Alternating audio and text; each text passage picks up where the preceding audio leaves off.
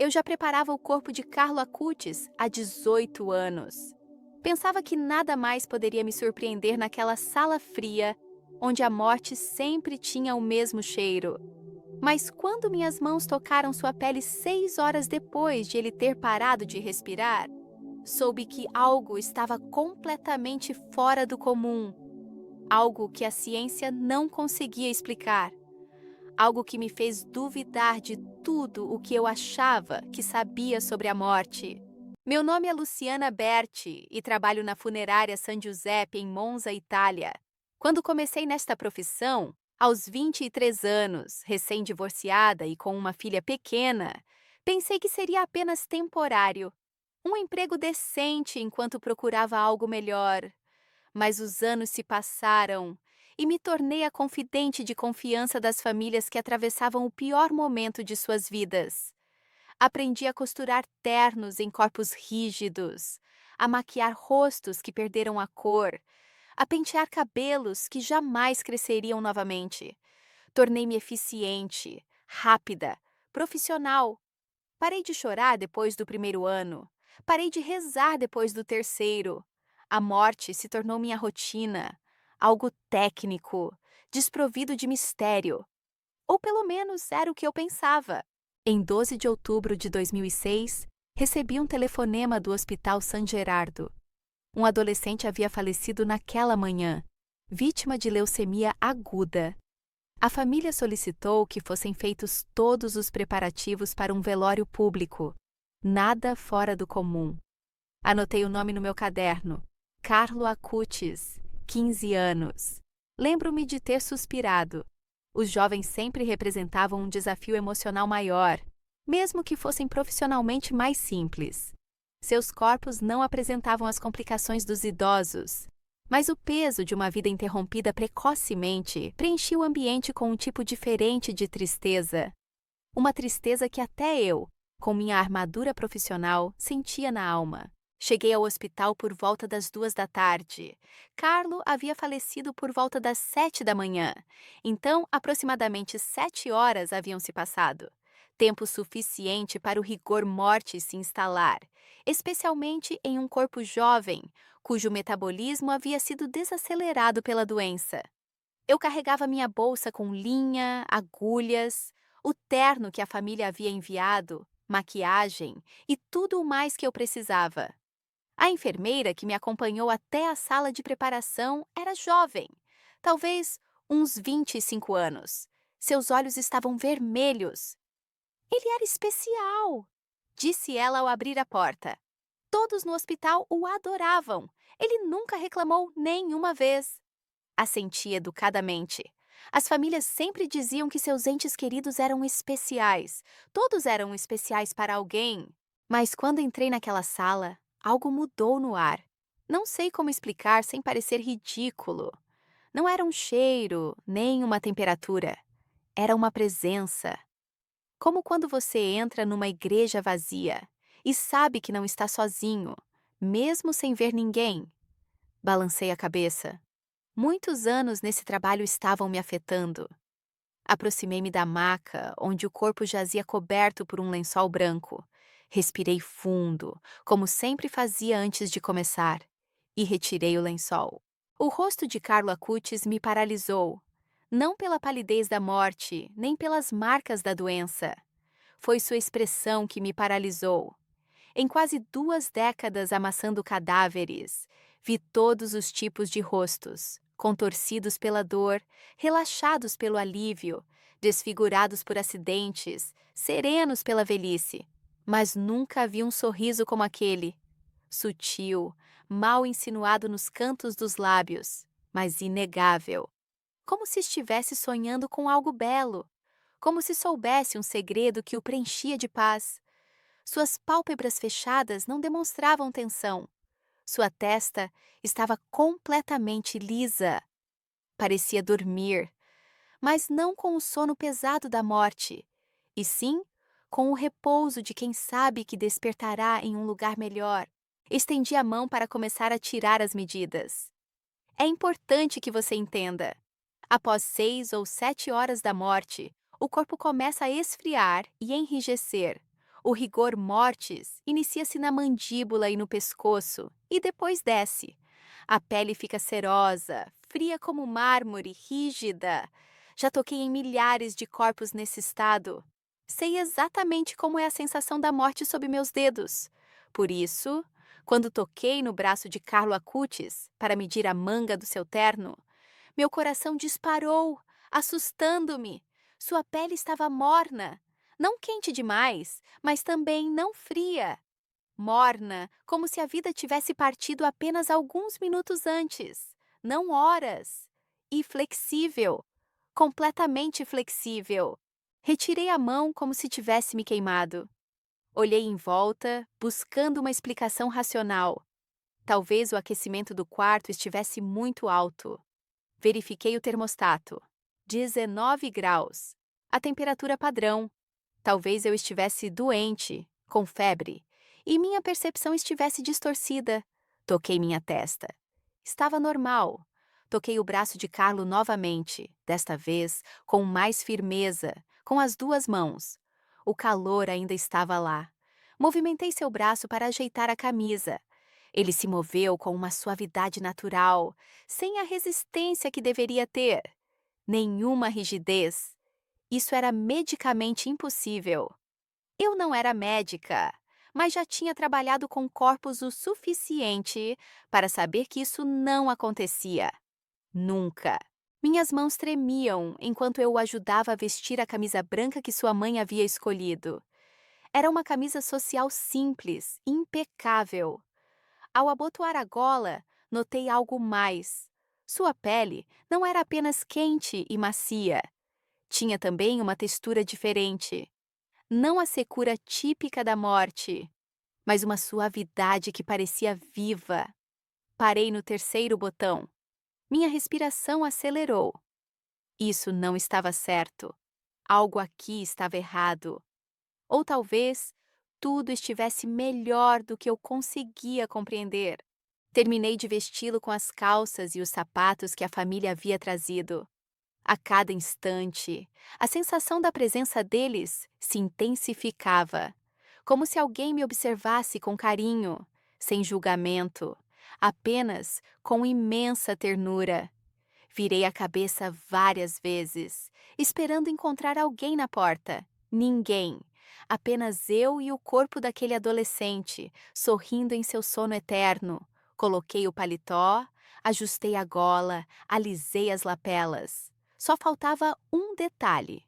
O último botão do colete que ficava por baixo do paletó estava solto.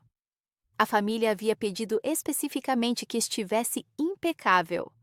Peguei minha agulha, já com linha preta, e me inclinei sobre o peito de Carlo para costurar o botão. Posicionei a agulha, encontrei a casa do botão no tecido. Quando estava prestes a perfurá-la, a agulha escorregou dos meus dedos e caiu diretamente no peito de Carlo. No instante em que o metal tocou seu corpo, senti um choque. Não doloroso, não violento.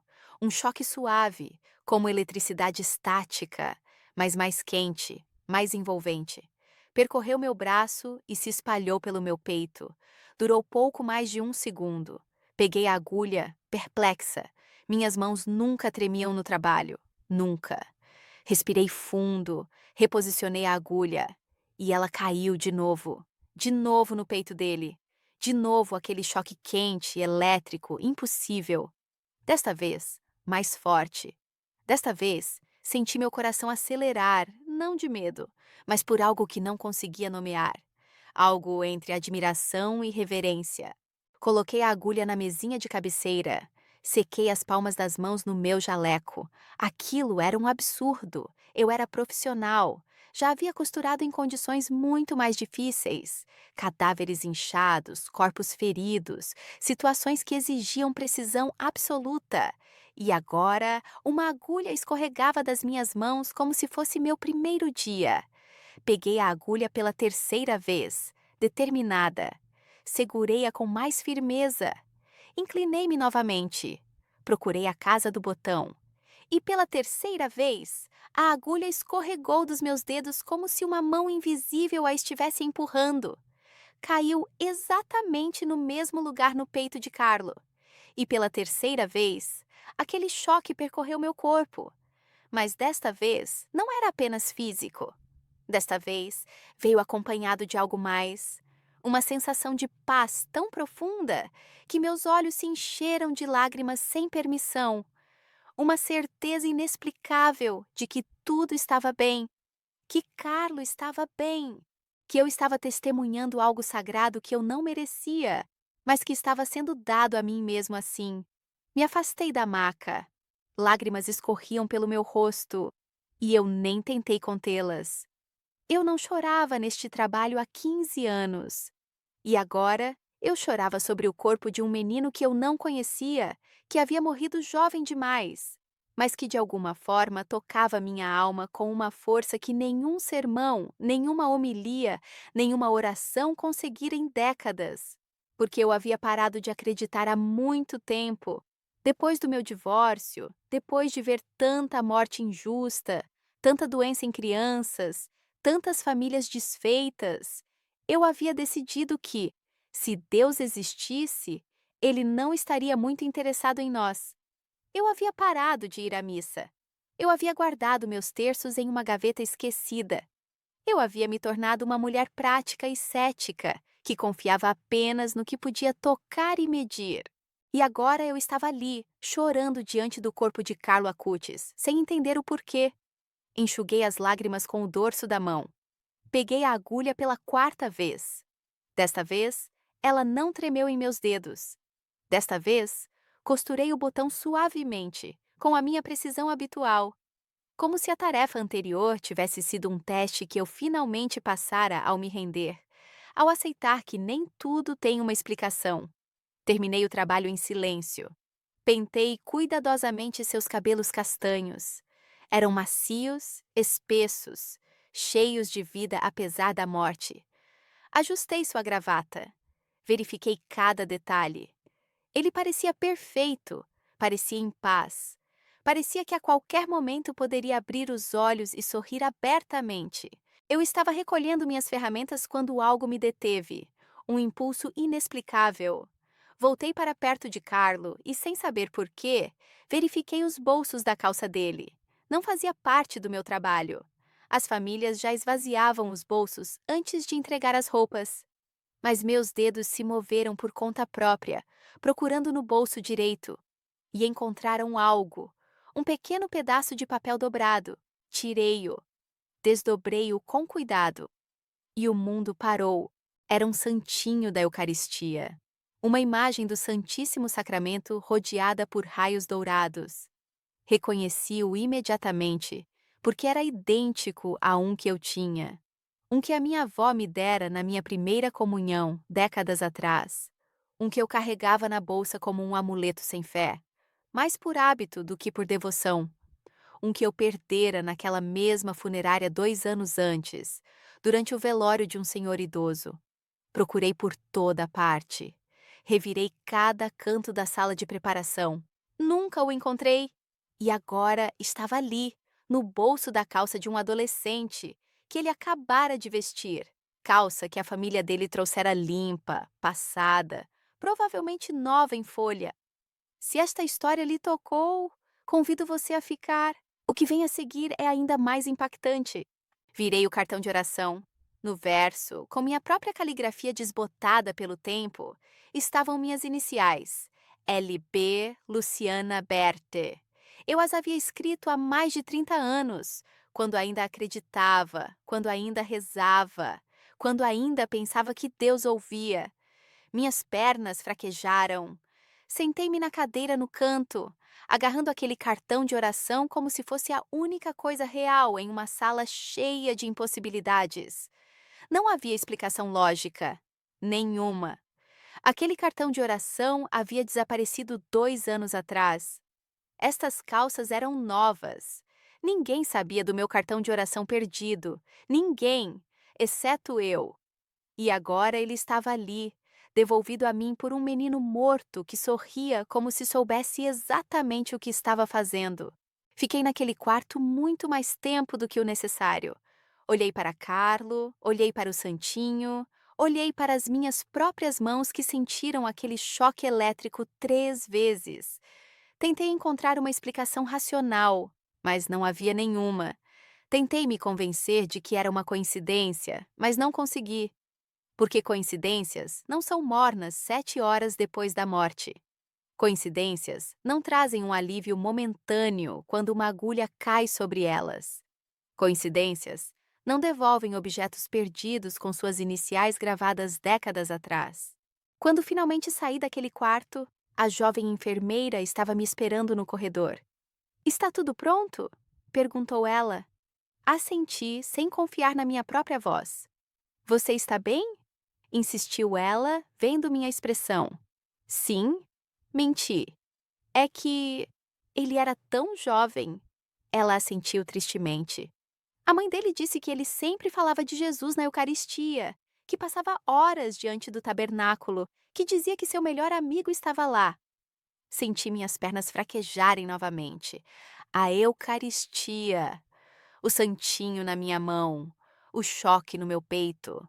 Tudo se conectava de uma forma que minha mente racional rejeitava, mas meu coração despedaçado e esquecido começava a aceitar. Não contei a ninguém o que tinha acontecido naquele quarto, nem aos meus colegas de trabalho, nem à minha filha, nem aos meus amigos. O que eu ia dizer? Que um cadáver estava quente quando não deveria estar? Que eu senti uma eletricidade sagrada? Que recuperei magicamente um santinho que tinha perdido há anos? Eles teriam pensado que eu estava louca. Eu mesma me achava louca. Então fiquei quieta. Guardei o santinho de volta na carteira, no mesmo compartimento de antes. E tentei seguir com a minha vida como se nada tivesse acontecido. Mas algo havia mudado. Eu não podia negar. Naquela noite, pela primeira vez em anos, tirei meu terço da gaveta esquecida. Não rezei, apenas o segurei, apenas o observei, apenas me lembrei de que aquelas contas um dia significaram algo para mim. Na manhã seguinte, passei por uma igreja a caminho do trabalho. Meus pés pararam sozinhos. Não entrei, ainda não conseguia, mas fiquei parada em frente às portas fechadas por mais tempo do que gostaria de admitir. Os dias seguintes foram estranhos. Cada vez que eu vestia alguém, me lembrava do calor de Carlo. Cada vez que costurava, me lembrava daquela agulha caindo 3 vezes. Cada vez que abria minha bolsa, via o santinho e sentia uma mistura de admiração e medo. Medo do que aquilo significava. Medo de ter que mudar. Medo de acreditar novamente e me decepcionar novamente. Semanas se passaram. Depois meses, depois anos, a vida seguiu em frente. Continuei vestindo os mortos, recebendo meu salário, vivendo minha rotina. Mas o santinho nunca saiu da minha carteira. E a lembrança de Carlo Acutis nunca saiu da minha mente. Às vezes, em noites insones, eu me perguntava se aquilo realmente tinha acontecido, ou se minha mente cansada havia inventado tudo. Mas então eu tocava o santinho com minhas iniciais e sabia que tinha sido real, tão real quanto a morte que eu tocava todos os dias, tão real quanto a vida que eu senti naquele corpo que não deveria mais tê-la. Em 2020, 14 anos depois de vestir Carlo, eu estava na sala de descanso da funerária tomando café quando uma colega entrou correndo, animada. Você viu as notícias? Beatificaram um menino italiano, um que morreu tão jovem. Dizem que ele fez um milagre. Minha caneca parou no meio do caminho até meus lábios. Qual era o nome dele? Perguntei com uma voz que não reconheci como minha. Carlo Acutis. Você não se lembra? Você entrou há anos. Eu estava começando aqui, mas me lembro de todos falando dele. A caneca escorregou das minhas mãos. Café derramou por toda a mesa. Meus colegas correram para me ajudar, mas eu não conseguia me mexer. Carlo Acutis, beatificado, um milagre oficialmente reconhecido pela igreja. O menino que estava quente quando deveria estar frio. O menino que me devolveu o santinho perdido. O menino que tocou minha alma com rajadas de paz. Eu não estava louca. Eu não tinha imaginado nada. Tinha sido real. Tudo tinha sido absolutamente real. Naquela noite, pesquisei tudo sobre Carlo Acutis na internet. Li sobre sua vida curta, mas intensa, sobre como, com apenas 15 anos, ele criou um site catalogando milagres eucarísticos ao redor do mundo, sobre como ele ia à missa diariamente, sobre como ele dizia que a Eucaristia era seu caminho para o céu, sobre como ele ofereceu seus sofrimentos pelo Papa e pela Igreja, sobre como ele morreu com um sorriso, dizendo que iria estar com Jesus. Li sobre o milagre que levou à sua beatificação.